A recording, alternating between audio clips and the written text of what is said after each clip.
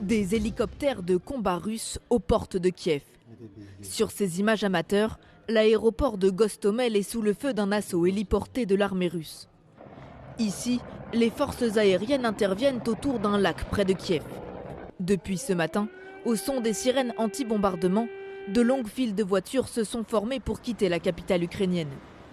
À Marioupol, ville portuaire et industrielle stratégique, une base militaire a été détruite et des tanks se sont postés aux alentours.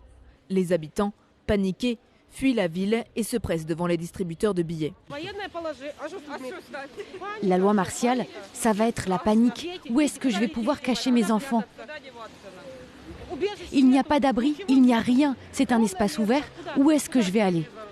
La ville de Kramatorsk, quartier général de l'armée ukrainienne, a elle aussi été bombardée. Sur place, les habitants oscillent entre départs immédiats et préparatifs en cas d'urgence. Poutine a déclaré la guerre. Maintenant on attend. Je vais emmener ma mère loin d'ici et ensuite je reviendrai et j'attendrai. Je partirai s'il bombarde la ville.